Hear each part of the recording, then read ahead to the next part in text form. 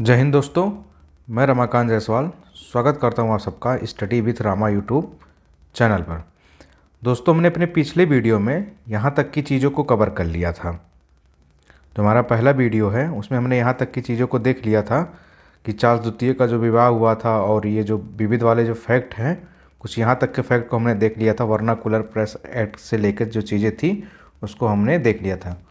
उम्मीद है दोस्तों कि आपको वीडियो पसंद आया होगा और आपने ज़रूर इसको देखा होगा, समझा होगा। अब मेरा जो अगला लेक्चर है हम यहाँ से शुरू करेंगे जहाँ पर हमने आपको छोड़ा था ये विविध वाले स्टेप से। तो आप लोग जितने भी लोग हैं, आप लोग अब ध्यान से इस वीडियो को देखिए। दोस्तों, आप जानते ही हैं कि आधुनिक भारत का जो इतिहास है इससे लगभग हर एक एग्ज़ाम में क्वेश्चन आते हैं। आप किसी भी एग्ज़ाम की प्रिपरेशन कर रहे हो तो मॉडर्न हिस्ट्री से क्वेश्चन आता ही आता है। आप कोई भी बैकिया पेपर उठा के देख लीजिए, आपको क्वेश्चन मिल जाएंगे। और जितने भी वनडे एग्जाम टाइप के होते हैं या ऑब्जेक्टिव टाइप के जितने भी पेपर होते हैं जिसमें 4 ऑप्शन दिए होते हैं जिसमें से आपको एक सही करना होता है, वहाँ पर आपको फैक्चुअल डाटा याद होना चाहिए। फैक्ट के साथ साथ आपको कॉन्सेप्ट भी लर्न होना चाहिए, क्योंकि तभी आप वहाँ कर पाएंगे। वहाँ 4 ऑप्शन ऐसे दिए होते हैं कि लगता है ये भी सही है, ये भी सही है, ये भी सही है। तो आप जब 2-3 बार चीज़ों को पढ़े होंगे, आप समझे होंगे, तभी आप चीज़ों को कर पाएंगे। तो उम्मीद है कि मैं जो कुछ भी पढ़ाऊँगा आप ध्यान से इसको समझने की कोशिश करेंगे और मैं भी अपना पूरा 100% दूंगा। तो मैं शुरू करता हूँ आपका समय ना बर्बाद करते हुए। तो चलिए देखते हैं हम राजसी उपाधि अधिनियम। ये जो राजसी उपाधि अधिनियम आया था, हम उसको देखते हैं कि इसके बारे में क्या क्या प्रोविज़न किया गया है। राजसी उपाधि अधिनियम, तो देखिए राजसी उपाधि अधिनियम कब पारित हुआ था? 1876 ईस्वी में। और इसको पारित किसने किया था? ब्रिटिश पार्लियामेंट ने। तो राजसी उपाधि अधिनियम अगर आपसे पूछा जाए कि कब पारित हुआ, तो पारित हुआ था 1876 में। और पारित किसने किया था? तो ब्रिटिश पार्लियामेंट ने। इस राजसी उपाधि अधिनियम में क्या प्रोविज़न किया गया है? इसके तहत महारानी विक्टोरिया भारत की साम्राज्ञी नियुक्त कर दी गई। यानी जो 1867 का जो एक्ट आया, राजसी उपाधि अधिनियम आया, इसके तहत जो महारानी विक्टोरिया थी, यानी जो ब्रिटेन की क्वीन थी, इनको भारत की भी साम्राज्ञी नियुक्त कर दिया गया। पहले ब्रिटेन की क्वीन थी, अब इनको भारत की भी साम्राज्ञी बोला जाने लगा। अब इसके बाद एक अगला अधिनियम आता है, वो है कि देख लेते हैं विधवा पुनर्विवाह अधिनियम। जो विडो रीमैरिज एक्ट आया था, इसको हम देख लेते हैं। ये कब आया था? लॉर्ड डलहौजी के समय में आया था और उसी ने इसको प्रस्तुत भी किया था। ये अधिनियम कब आया था? 1856 में आया था, 26 जुलाई को। यानी अगर आपसे पूछा जाए विधवा पुनर्विवाह अधिनियम यानी विडो रीमैरिज एक्ट के बारे में अगर आपसे पूछा जाए तो किसके समय में आया था? तो ये आया था डलहौजी के समय में। कब आया था? 1856 में आया था विडो रीमैरिज एक्ट। इसको प्रस्तुत किसने किया था? उसी ने किया था, लॉर्ड डलहौजी ने, विडो रीमैरिज एक्ट को। और उस समय गवर्नर जनरल कौन था? गवर्नर जनरल जो था वो था लॉर्ड कैनिंग। यानी विडो रीमैरिज एक्ट को प्रस्तुत और प्रारूपित किया था डलहौजी ने, लेकिन जब आया था ये उस समय गवर्नर जनरल कौन था? तो वो था लॉर्ड कैनिंग। आप इस फैक्ट को याद रखिएगा, डलहौजी और कैनिंग को। 1856 में गवर्नर कौन था? कैनिंग था। इसके तहत क्या किया गया? इसमें एक नियम था, नियम 15 है। नियम 15 के तहत क्या किया गया? विधवा विवाह को भी वैलिड कर दिया गया, उससे उत्पन्न संतान को भी वैध मान लिया गया। इससे पहले भारत में कई तरह की जगह थी ऐसे कई जगहों पे नहीं माना जाता था, कई जगहों पे माना जाता था। तो इस 1856 के एक्ट के तहत क्या किया गया? इसमें जो नियम 15 था, देखिए ये सब क्वेश्चन पूछे जा चुके हैं। तो नियम 15 के तहत क्या किया गया? विधवा विवाह को वैध भी कर दिया गया और विधवा विवाह से जो उत्पन्न संतान थी उनको भी अब वैलिड माना जाएगा। तो आप इसको याद रखिएगा। अब हम देखते हैं बंगाल के नवाब और ब्रिटिश ईस्ट इंडिया कंपनी से संबंधित कुछ फैक्ट दिया गया है, आप उसको भी देख लीजिएगा। तो देखते हैं हम क्या है। देखिए सबसे पहले हम बात करते हैं मुर्शिद कुली खान की। किसकी हम बात करते हैं? मुर्शिद कुली खान की। यह कौन था? यह मुगल सम्राट द्वारा स्वतंत्र रूप से बंगाल में नियुक्त अंतिम गवर्नर था। तो अगर आपसे पूछा जाए कि मुगल सम्राट के द्वारा स्वतंत्र रूप से बंगाल में नियुक्त अंतिम गवर्नर कौन था, तो वह था मुर्शिद कुली खान। अब इसने क्या किया? इसने भूमि बंदोबस्त में किस व्यवस्था को प्रारंभ कर दिया? इजारा व्यवस्था को। यानी अगर पूछा जाए कि भूमि बंदोबस्त में इजारा व्यवस्था को स्टार्ट करने वाला कौन था, तो वह था बंगाल का गवर्नर मुर्शिद कुली खान। और इसने एक महत्वपूर्ण काम ये किया कि इसने राजधानी ढाका से कहाँ ट्रांसफ़र कर दिया? मुर्शिदाबाद। मुर्शिदाबाद को मकसूदाबाद भी बोला जाता था। यानी अगर आपसे पूछा जाए राजधानी बंगाल की राजधानी को ढाका से मुर्शिदाबाद किसने ट्रांसफ़र किया था, तो देखिए इसका नाम ही था मुर्शिद कुली खान, इसी ने मुर्शिदाबाद इसको ट्रांसफ़र कर दिया था। तो आप इस फैक्ट को भी याद रखिएगा मुर्शिद कुली खान के बाद। अब मुर्शिद कुली खान के बाद जो अगला आता है वह है अली वर्दी खां। अली वर्दी खां कब से कब तक रहता है, 1740 से 1756 तक रहता है, यानी 1740 से लेके 56 तक रहता है अली वर्दी खां। इसने क्या किया, इसने यूरोपीय शक्तियों की तुलना मधुमक्खी से की। ये क्वेश्चन कई एग्जामों में पूछा गया है कि यूरोपीय शक्तियों की तुलना मधुमक्खी से किसने की थी, यूरोपीय शक्ति की तुलना मधुमक्खी से किसने की थी, तो ये आप याद रखिएगा अली वर्दी खां ने किया था। इसका एक स्टेटमेंट भी बहुत फेमस, इसने कहा था कि यदि उन्हें ना छेड़ा जाए तो वे शहद देंगी और यदि छेड़ दिया जाए तो काट काट के मार डालेंगी।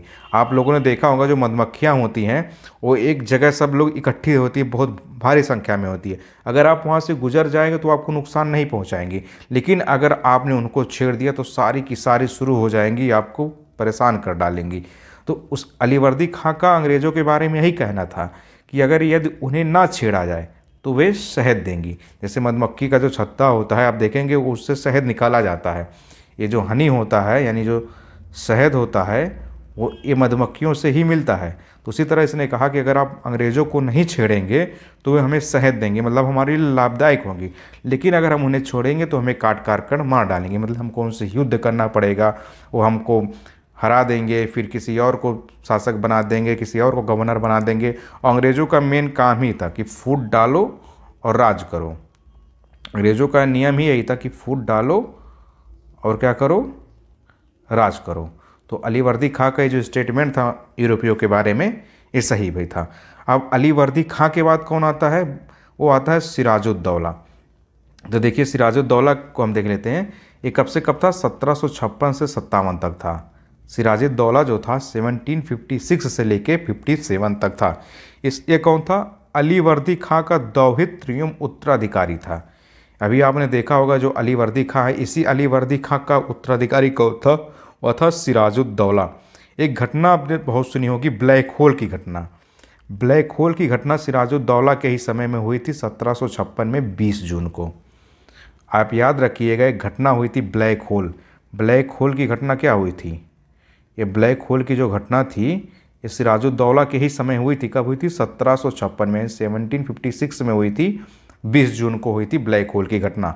और प्लासी की युद्ध में रॉबर्ट क्लाइव से परास्त कौन हुआ था, तो वह था सिराजुद्दौला ही। तो यानी ब्लैक होल की घटना भी सिराजुद्दौला से संबंधित है, और जो प्लासी का युद्ध हुआ था वो प्लासी का युद्ध इसके समय हुआ था, सिराजुद्दौला के ही समय हुआ था, और रॉबर्ट क्लाइव से यही प्लासी के युद्ध में परास्त हुआ था। तो ब्लैक होल की घटना भी आप याद रखिएगा, और प्लासी के युद्ध में सिराजुद्दौला ही परास्त हुआ था रॉबर्ट क्लाइव से। आप ये दोनों ही फैक्ट याद रखिएगा, आपसे एग्जाम में बहुत पूछा जाता है। देखिए दोस्तों, ये मेरा मॉडर्न इंडिया का ये जो लेक्चर है हमारा, ये मॉडर्न इंडिया का जो लेक्चर है हमारा एक क्रम से चलेगा, यानी ये एक सीरीज है। तो आप सभी दोस्तों से निवेदन है कि आप हमारे जिस तरह से वीडियो आते रहेंगे वो आप क्रम वाइज इसको देखते रहिएगा, तभी आप इसको समझ पाएंगे। और मैं इसमें पूरी मॉडर्न इंडिया आपको पढ़ाऊँगा।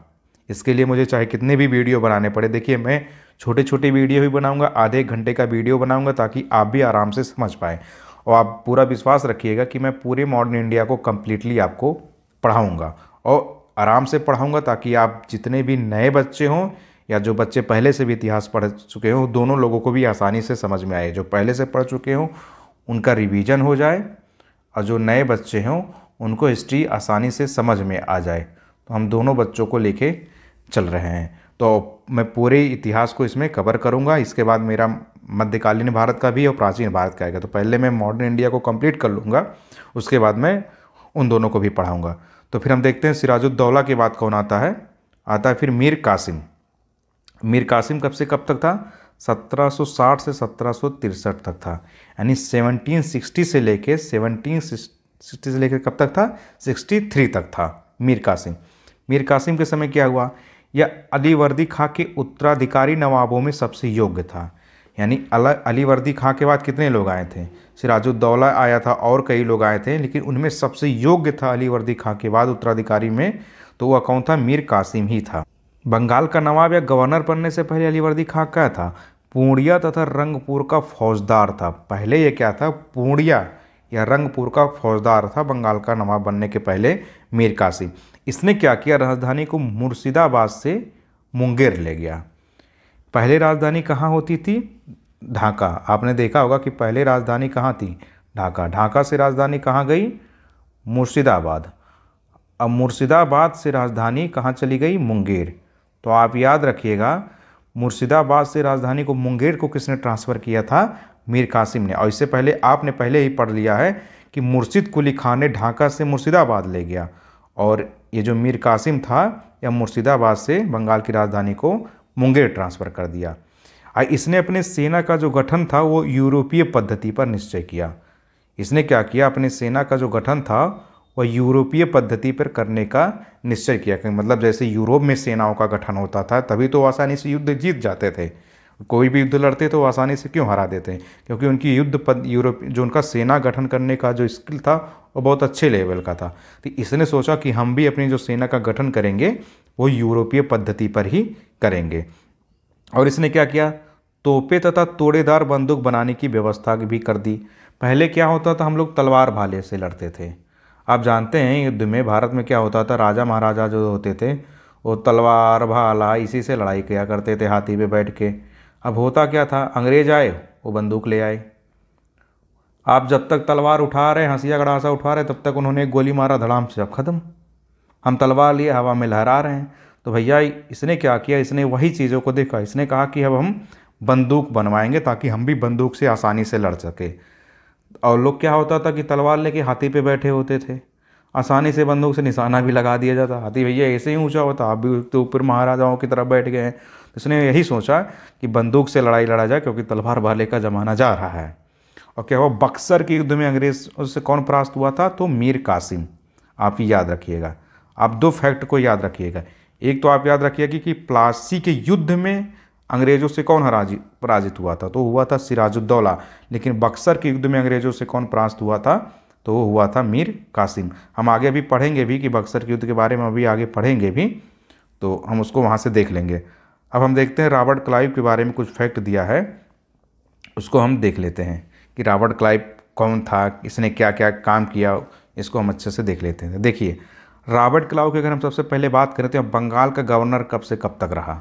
रॉबर्ट क्लाइव के बारे में बात की जाए तो बंगाल का गवर्नर या कब से कब तक रहा, तो 1757 से 60 तक और 1765 से लेके 67 तक। यानी यह 2 बार रहता है रॉबर्ट क्लाइव। एक बार था 57 से लेके 60 तक, फिर एक बार रहता है 1765 से लेके 67 तक। आप इसको याद रखिएगा रॉबर्ट क्लाइव के बारे में। रॉबर्ट क्लाइव कौन था, इसको सैनिक के रूप में जननेता बोला जाता था। अंग्रेज जो इसको थे सैनिक के रूप में क्या बोलते थे, जननेता बोलते थे रॉबर्ट क्लाइव को। और भारतवर्ष में ब्रिटिश साम्राज्य का यह संस्थापक था। तो अगर आपसे पूछा जाए कि भारतवर्ष में ब्रिटिश साम्राज्य का संस्थापक किसको माना जाता है, तो आप याद रखिएगा रॉबर्ट क्लाइव को ही भारतवर्ष में ब्रिटिश साम्राज्य का संस्थापक माना जाता है। और इसी को बंगाल में लुटेरा राज का भी संस्थापक माना जाता है। तो अगर आपसे पूछा जाए कि भारत में ब्रिटिश साम्राज्य का संस्थापक किसको माना जाता है, तो भी रॉबर्ट क्लाइव। और बंगाल में लुटेरा राज का संस्थापक किसको माना जाता है, तो भी कौन था, रॉबर्ट क्लाइव ही था। तो आप इसको याद रखिएगा। इसने भारत में क्या किया, ब्रिटिश प्रभुत्व की नींव रखने वाला था। तो अगर आपसे पूछा जाए कि भारत में ब्रिटिश प्रभुत्व की नींव रखने वाला कौन था, तो वह भी था रॉबर्ट क्लाइव। और ये सारे क्वेश्चन आपसे किसी न किसी एग्जाम में दोस्तों पूछे जा चुके हैं। तो आप वीडियो को बहुत ध्यान से सुनिएगा, और मैं भी इसको बहुत आराम से पढ़ाने की कोशिश कर रहा हूँ। और इसने क्या किया, प्लासी का जो युद्ध हुआ था 1757 में, उसमें इसने सिराजुद्दौला को हराया। तो अगर आपसे पूछा जाए कि प्लासी के युद्ध में सिराजुद्दौला को किसने हराया था, तो रॉबर्ट क्लाइव ने। अंग्रेजों में एक श्वेत विद्रोह हुआ था अंग्रेज सैनिकों का, तो वह किसके समय हुआ था, रॉबर्ट क्लाइव। अगर आपसे पूछा जाए श्वेत विद्रोह अंग्रेज सैनिकों का, तो वह भी रॉबर्ट क्लाइव। और इलाहाबाद की जो संधि हुई थी वो भी रॉबर्ट क्लाइव के समय ही हुई थी। इलाहाबाद की 2 संधियाँ हुई थी, हमने अपने पिछले वीडियो में इसको पढ़ा है। तो दोनों संधियाँ रॉबर्ट क्लाइव के ही समय हुई थी। एक हुई थी शाह आलम द्वितीय से, एक हुई थी शुजाउद्दौला से। तो आप याद रखिएगा इलाहाबाद की संधि एक शाह आलम द्वितीय से, और एक संधि इसकी हुई थी जो वो हुई थी शुजाउद्दौला से। अब हम देख लेते हैं ये प्लासी के युद्ध के बारे में कुछ इंपॉर्टेंट फैक्ट दिया गया है परीक्षा दृष्टि के रूप में। अब हम उसको देख लेते हैं। तो देखिए ये जो प्लासी है, प्लासी का युद्ध आप जानते हैं कि कब हुआ था, 1757 में हुआ था, यानी 1757 में प्लासी का युद्ध हुआ था। तो अगर हम बात करें प्लासी की, तो वर्तमान नाम इसका प्लासी, अभी भी इसको प्लासी नाम मिल जाता है आपको वर्तमान में भी, और उस समय भी प्लासी नाम था। तो यह जो हुआ था, यह मैदान कहाँ है, पश्चिम बंगाल राज्य के नदिया जिले में स्थित है। यानी प्लासी का जो युद्ध हुआ था वो पश्चिम बंगाल राज्य के किस जिले में पड़ता है, नदिया जिले में स्थित है, और भागीरथी नदी के किनारे है। यानी ये प्लासी का मैदान एक तो पश्चिम बंगाल में है, पश्चिम बंगाल के किस जिले में है, नदिया जिले में है, और किस नदी के किनारे है, तो आप इसको भी याद रखिएगा, भागीरथी नदी के किनारे पड़ता है प्लासी का मैदान। अब प्लासी के युद्ध के बाद अंग्रेज़ों ने क्या किया, अंग्रेजी ईस्ट इंडिया कंपनी जो थी, ईस्ट इंडिया कंपनी, उसने कंपनी द्वारा नियुक्त 2 उप दीवान कौन थे दीवानी कार्य के लिए, क्या हुआ प्लासी के युद्ध के बाद क्या हुआ, ईस्ट इंडिया कंपनी ने क्या किया, जो ईस्ट इंडिया कंपनी थी उसने 2 उप दीवान नियुक्त किए। प्लासी के युद्ध के बाद जब ये क्षेत्र को जीत लिए तो उन्होंने 2 उप दीवान नियुक्त किए। एक कौन था, एक था मोहम्मद रजा खान, एक था राजा सिताब राय। तो मोहम्मद रजा खान को कहाँ का दीवान बनाया, बंगाल के लिए दीवान नियुक्त किया, और राजा सिताब राय को कहाँ का दीवान बनाया, बिहार के लिए। तो अगर आपसे पूछा जाए कि 2 उप दीवानों की नियुक्ति कब हुई थी, तो प्लासी के युद्ध के बाद हुई थी। एक था मोहम्मद रजा खान, वो था बंगाल के लिए, और एक था राजा सिताब राय, वो कहाँ के लिए नियुक्त हुआ, तो वह नियुक्त हुआ बिहार के लिए। और बक्सर के युद्ध के समय बंगाल का नवाब कौन था, तो वो था मीर जाफर। अभी आप आगे पढ़ेंगे कि बक्सर का युद्ध कब हुआ था, तो आप याद रखिए कि बक्सर के युद्ध के समय अगर आपसे पूछा जाए कि बंगाल का नवाब उस समय कौन था, बक्सर का जब युद्ध हुआ था उस समय बंगाल का नवाब था मीर जाफर। और आप जानते हैं कि बक्सर का युद्ध कब हुआ था, 1764 में हुआ था, यानी 1764 में। तो देखिए आगे दिया भी है कि बक्सर के युद्ध के बारे में फैक्ट दिया गया है, उसको हम देख लेते हैं। तो देखिए बक्सर का युद्ध कब हुआ था, 1764 में, समाप्त कब हुआ, 22 अक्टूबर को। यानी अगर आपसे पूछा जाए कि बक्सर का युद्ध कब हुआ था, तो आप इस डेट को याद रखिएगा, 1764 में। और प्लासी का युद्ध कब हुआ था, वह हुआ था 1757 में। तो दोनों युद्धों को याद रखिएगा, 1757 में एक हुआ था, एक हुआ था 1764 में। तो अब हम देखते हैं बक्सर के युद्ध के बारे में। तो देखिए बक्सर के युद्ध में क्या हुआ था, एक तरफ तो अंग्रेज थे, बक्सर के युद्ध में क्या था, एक तरफ कौन थे, अंग्रेज। तो आप तो जानते हैं प्लासी के में युद्ध में भी एक तरफ कौन थे, अंग्रेज। और कौन कौन था, तो बक्सर के युद्ध में मीर कासिम था, अवध का नवाब शुजाउद्दौला था, और दिल्ली का मुगल बादशाह शाह आलम द्वितीय था। तो बक्सर के युद्ध में 3 नाम आपको बहुत इंपॉर्टेंट है, आप तीनों के याद रखिएगा। एक याद रखिएगा आप, मीर कासिम। मीर कासिम कौन था, बंगाल का नवाब था। बक्सर के युद्ध के समय मीर कासिम कौन था, बंगाल का नवाब था। एक था शुजाउद्दौला, शुजाउद्दौला कौन था, ये अवध का नवाब था। तो 2 नवाब हो गए, एक बंगाल का नवाब, एक अवध का नवाब। और बक्सर के युद्ध के समय मुगल बादशाह जो था वो कौन था, शाह आलम द्वितीय। तो इन तीनों की सम्मिलित सेना एक तरफ थी और अंग्रेज़ों की सेना एक तरफ थी, फिर भी ये लोग हार गए, क्योंकि एक तो धोखेबाजी से युद्ध भी लड़ा गया था।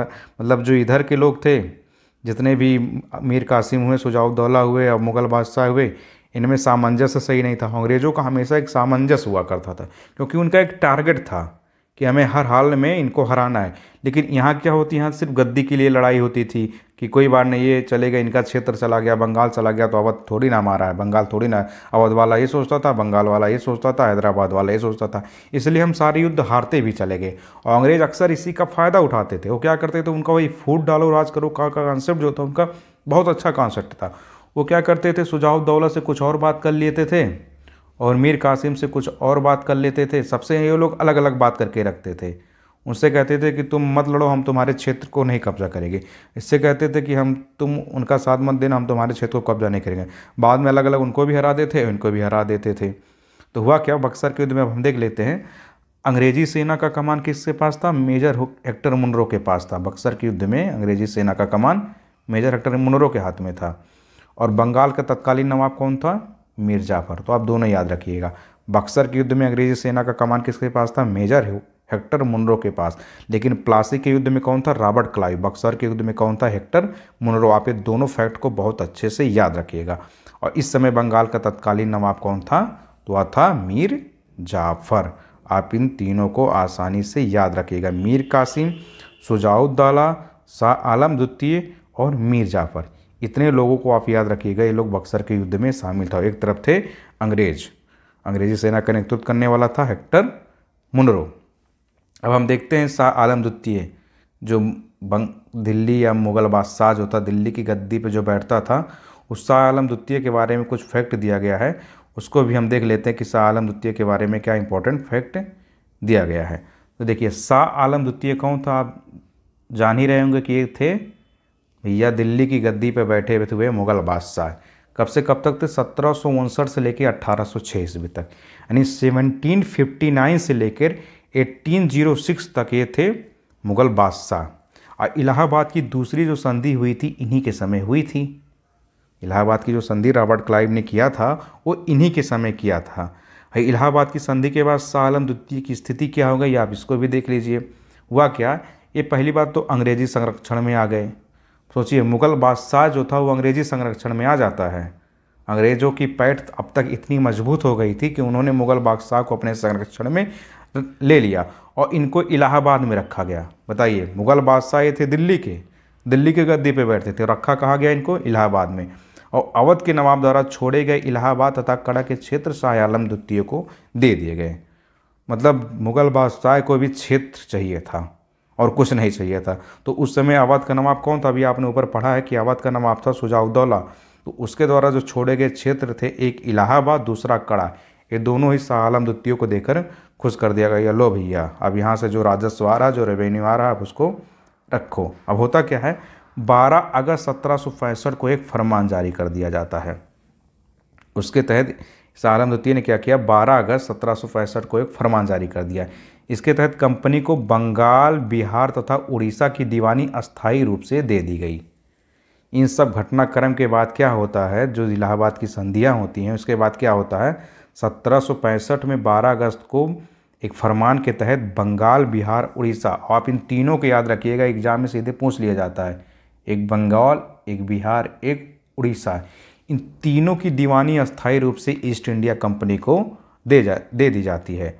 और कंपनी द्वारा सम्राट को 26 लाख रुपये पेंशन प्रतिवर्ष देने के लिए बात हुई। इन्होंने क्या किया, कुछ क्षेत्र भी दे दिए, कुछ जगह की दीवानी भी दे दी। अब कंपनी ने आप क्या कहा मुग़ल बादशाह को कि आपको 26 लाख रुपये पेंशन के रूप में पर ईयर दिया जाएगा। आप टेंशन मत लीजिए, आपको 26 लाख रुपये आसानी से मिलता रहेगा, आप आराम से मुग़ल बादशाह बनकर गद्दी पे बैठे। दोस्तों, अंग्रेज़ों ने अपनी पूरी चाल चली। उनका जो टारगेट था कि किसी तरह नए नए क्षेत्रों को हासिल किया जाए ताकि अपनी फैक्ट्रियां, अपने कंपनी का विस्तार किया जाए और बड़ी मात्रा में राजस्व यानी रेवेन्यू का कलेक्शन यानी धन का कलेक्शन किया जाए। और मुग़ल बादशाह को इन्होंने खुश कर दिया, उसको भी अपने संरक्षण में ले लिया। ये तो सब थी उस समय की राजनीतिक स्थिति। यही सब क्रम है जो धीरे धीरे एक भूमिका बन रहे हैं हमें गुलाम बनाने की। और जो उस समय के नवाब हुआ करते थे, बादशाह होते थे, जो शासक हुआ करते थे, वो सिर्फ आपस में ही लड़ते भिड़ते रह गए। उन्होंने ये नहीं सोचा कि ये अंग्रेज़ आगे चल के क्या करने वाले हैं। उनको लगता था कि बस हमारा फ़ायदा हो रहा है तो कोई बात नहीं। दोस्तों, अब देखते हैं कुछ और फैक्ट दिया गया है, हम उसको भी देख लेते हैं। तो देखिए, बात करते हैं हम डुप्ले के बारे में। तो आपने इसका नाम सुना होगा, डुप्ले कौन था। तो डुप्ले ने क्या किया, पहली बार यूरोपीय सेना को भारतीय व्यय पर भारतीय राजदरबारों में नियुक्त करवाया। तो अगर आपसे पूछा जाए कि पहली बार यानी फर्स्ट टाइम यूरोपीय सेना को भारतीय खर्चे पर ही भारतीय राजदरबारों में नियुक्त किसने करवाया था, तो वह था डुप्ले। आप डुप्ले को याद रखिएगा। और क्या हुआ कि सूरत में फ्रांस का भारत में पहला व्यापारिक कारखाना इसी के समय खोला गया। यानी फ्रांस का भारत में पहला व्यापारिक कारखाना कहाँ खोला गया था, तो खोला गया था सूरत में। तो आप दोनों याद रखिएगा, डुप्ले को भी, और सूरत में फ्रांस का जो पहला व्यापारिक कारखाना खोला गया था भारत में। अब देखिए, इसके बाद कुछ क्षेत्रीय राज्य दिए गए, जैसे पंजाब और मैसूर के बारे में दिया गया है। तो हम उसको भी देख लेते हैं कि उस समय क्या क्या स्थितियाँ थी और क्या क्या क्वेश्चन एग्जाम में बनते हैं। तो आप इसको भी देख लीजिए। देखिए दोस्तों, ये जो हिस्ट्री का ये जो वीडियो है सभी एग्ज़ाम के लिए महत्वपूर्ण हो। अब चाहे आप वनडे की प्रिपरेशन कर रहे हो, मतलब वनडे का मतलब किसी भी एग्ज़ाम की प्रिपरेशन कर रहे हो, एसएससी, बैंकिंग, रेलवे, या जिसमें भी मतलब जीएस यानी जनरल स्टडी से संबंधित क्वेश्चन आते हैं। मतलब जिस भी एग्ज़ाम में हिस्ट्री से क्वेश्चन लगभग सारे एग्जामों में आते ही आते हैं और मॉडर्न इंडिया का सबसे ज़्यादा वेटेज होता है। तो लगभग एक हर एग्ज़ाम में एक लेक्चर इंपॉर्टेंट है। तो आपके जितने भी भाई बहन हो या जितने भी दोस्त हो जो किसी न किसी एग्ज़ाम की तैयारी कर रहे हैं, आप सारे दोस्त इस वीडियो को उन तक शेयर कर दीजिएगा ताकि उनको भी चीज़ों को पता चले। और आप वीडियो को लाइक कर देंगे क्योंकि यही हमारे मोटिवेशन का एक माध्यम होता है। देखिए, हम आपको पढ़ा रहे हैं, हमसे जितना हो पा रहा है हम आपके लिए कर रहे हैं, और आपको सिर्फ क्या करना है, आप सिर्फ वीडियो को लाइक कर दीजिए और वीडियो को अपने दोस्तों में शेयर कर दीजिएगा। बस आपका छोटा सा इतना सा हमें सहयोग चाहिए, बाकी तो हम आपको ईमानदारी से पढ़ा रहे हैं। तो देखिए, क्षेत्रीय राज्य के बारे में क्या क्या फैक्ट दिया गया है, अब उसको भी हम देख लेते हैं। पंजाब एवं मैसूर से संबंधित जो क्षेत्रीय राज्य हैं क्या क्या हुआ था। तो देखिए, पंजाब में आप जानते हैं एक शासक थे रणजीत सिंह। आपने रणजीत सिंह का नाम सुना होगा, अगर नहीं सुना होगा तो भी सुन लीजिए। पंजाब में एक शासक कौन थे? रणजीत सिंह। अब रणजीत सिंह का जन्म कब हुआ था? 1780 को इनका जन्म हुआ था, 13 नवंबर को। तो आप डेट भले ना याद रखिए, लेकिन ये याद रखिए कि यहाँ की 1780 के आसपास रणजीत सिंह आ गए थे। अब याद क्या रखना, देखिए, ये सुकरचकिया मिसल के मुखिया महासिंह के घर इनका जन्म हुआ था। अर्थात रणजीत सिंह के पिता का नाम क्या था? महासिंह। और ये किस मिसल के थे? सुकरचकिया मिसल के थे।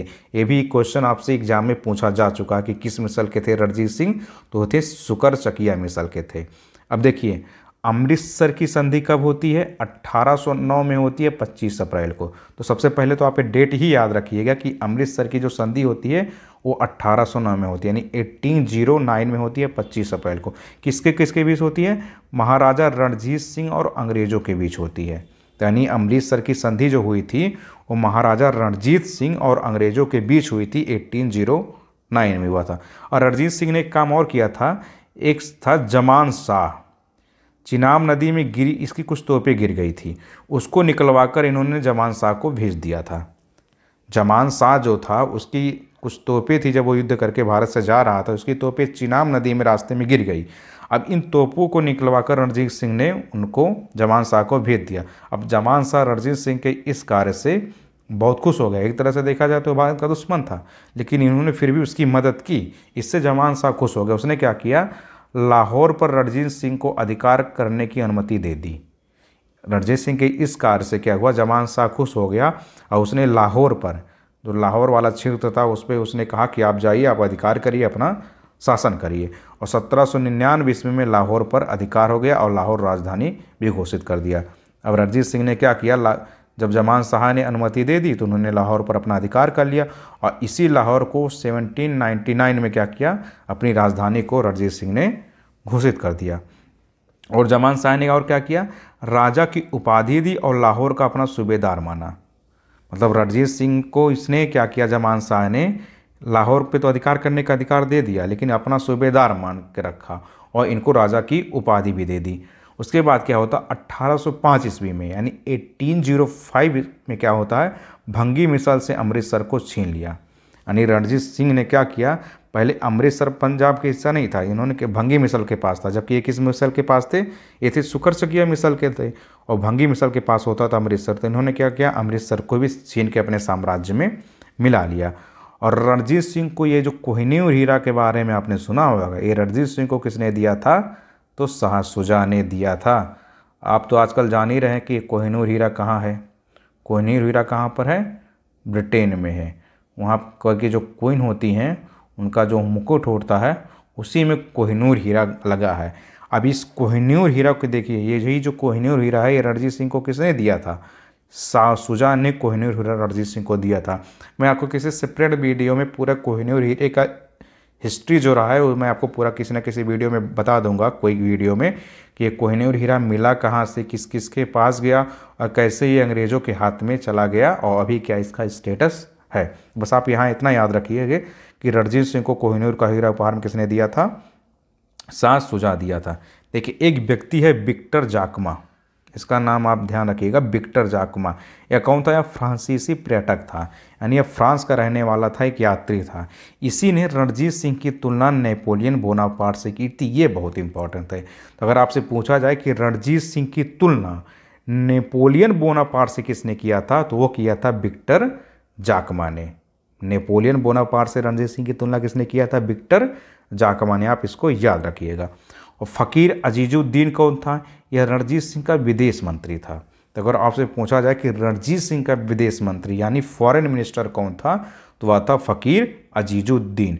अब रणजीत सिंह का एक स्टेटमेंट है, एक कथन है, आप उसको देख लीजिए।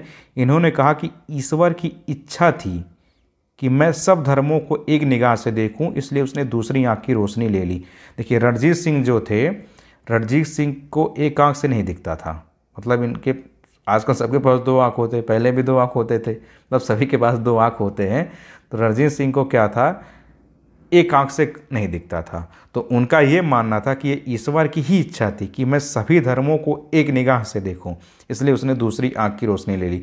मतलब ये एक सहिष्णु शासक थे, सहिष्णु शासक थे, मतलब ये सभी धर्मों को मानते थे, सभी धर्मों का ये संरक्षण करते थे, ये किसी एक धर्म को लेके नहीं चलते थे। इनका अपना मानना था कि इसीलिए ईश्वर ने उनसे एक आंख की रोशनी ले ली। अब इन्होंने क्या किया, लाहौर को रणजीत सिंह ने अपनी राजनीतिक राजधानी बना, अमृतसर को धार्मिक। तो दो राजधानियाँ थी पंजाब की, एक थी लाहौर, एक थी अमृतसर। तो लाहौर को इन्होंने अपना बनाया राजनीतिक राजधानी, यानी पॉलिटिकल एक्टिविटी से संबंधित जो होगा वो लाहौर में होगा। और अमृतसर को इन्होंने अपना माना धार्मिक राजधानी, यानी रिलीजियस राजधानी, किसको इन्होंने माना, अमृतसर को। इस तरह इन्होंने लाहौर और अमृतसर पर दोनों जगहों पर इन्होंने अधिकार कर लिया। किसने, रणजीत सिंह ने। अब दोस्तों एक युद्ध हुआ था, चिलिया वाला युद्ध, आप इसको भी देख लीजिए। जो चिलिया वाला युद्ध हुआ था, इस युद्ध में क्या हुआ था, तो देखिए चिलिया वाला युद्ध हुआ था 1849 में 13 जनवरी को। तो आप केवल इतना याद रखिएगा, चिलिया वाला युद्ध कब हुआ था, 1849 में हुआ था, 1849 में। अब चिलिया वाले युद्ध में अंग्रेजी सेना का नेतृत्व किसने किया था, लॉर्ड गफ ने, और सिख सेना का नेतृत्व किसने किया था, शेर सिंह ने। तो आप इन दोनों फैक्ट को याद रखिएगा कि चिलिया वाले युद्ध में अंग्रेजी सेना का नेतृत्व किया था लॉर्ड गफ ने, और सिख सेना का नेतृत्व किया था शेर सिंह ने। अब ये युद्ध जो था चिलिया वाला, वो अनिर्णित था, मतलब इस युद्ध का कोई परिणाम ही नहीं निकला।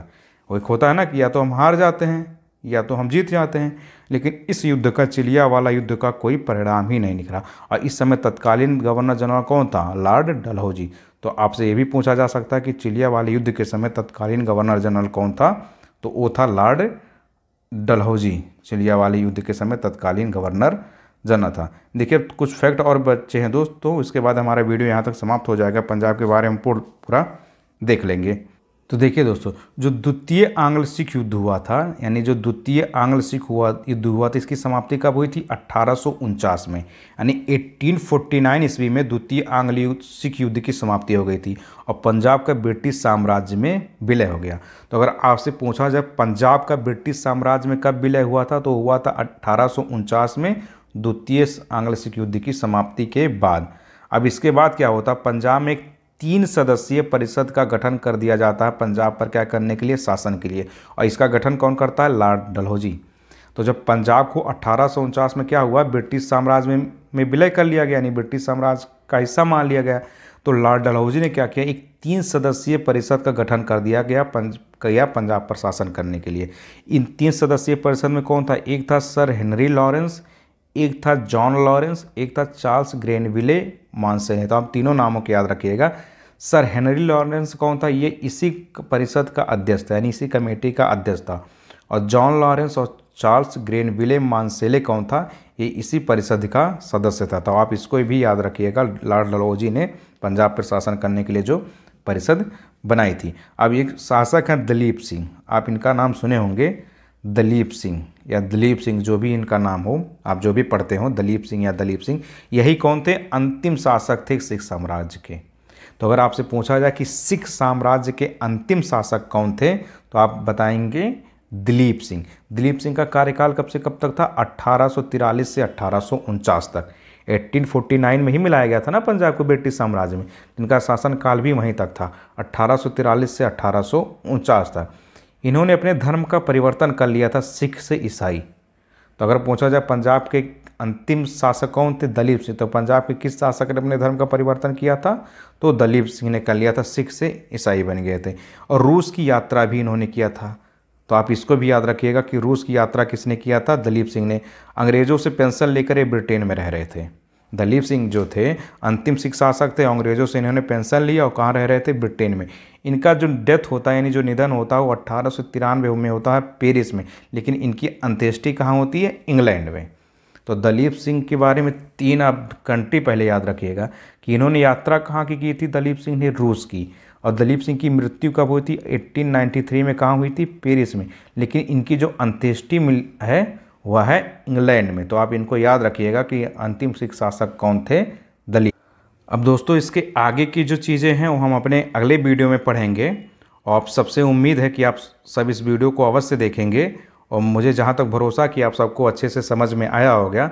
दोस्तों आपसे बस एक छोटा सा यही निवेदन है कि आप हमारी YouTube channel study with Rama, आप इस चैनल को सब्सक्राइब कर दीजिएगा और इसको अपने दोस्तों में, अपने भाई बहन में, या जो कोई भी आपके जानने वाले तैयारी कर रहे हो उनको आप शेयर कर दीजिएगा, और वीडियो को आप लाइक भी कर देंगे।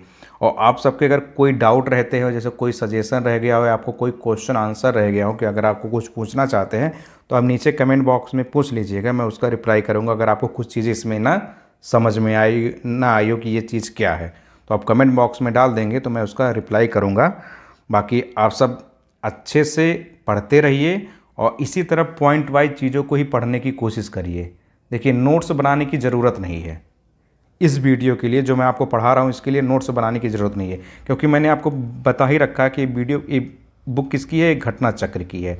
और घटना चक्र की किस नाम से आती है? चित्रात्मक प्रस्तुति के नाम से ये बुक आती है, जो मार्केट में आसानी से अवेलेबल है। आप किसी भी बुक स्टॉल पे जाएंगे जहाँ कंपटीशन की बुक मिलती है तो आप इसको मांगेंगे, आसानी से मिल जाएगी। बहुत पतली बुक है और बहुत कम प्राइस में मिल जाती है, तो आप उसको लेके पढ़ सकते हैं। बाकी क्या है कि मैं इसको पढ़ा रहा हूँ, आप वीडियो को 2-3 बार खुद देख लेंगे तो आपको सारी चीज़ें आसानी से याद हो जाएंगी। लेकिन एक अच्छा तरीका यह भी होता है कि आप बुक को भी अपने पास रखें, क्योंकि आपके पास जब मटेरियल होता है तो आप फ्री टाइम में इसको पढ़ भी सकते हैं जब आपका वीडियो देखने का ना मन हो। तो दोस्तों उम्मीद है कि आप सबको अच्छे से समझ में आया होगा। तो आप सभी दोस्तों का बहुत बहुत धन्यवाद। फिर मिलते हैं नेक्स्ट वीडियो में। जय हिंद।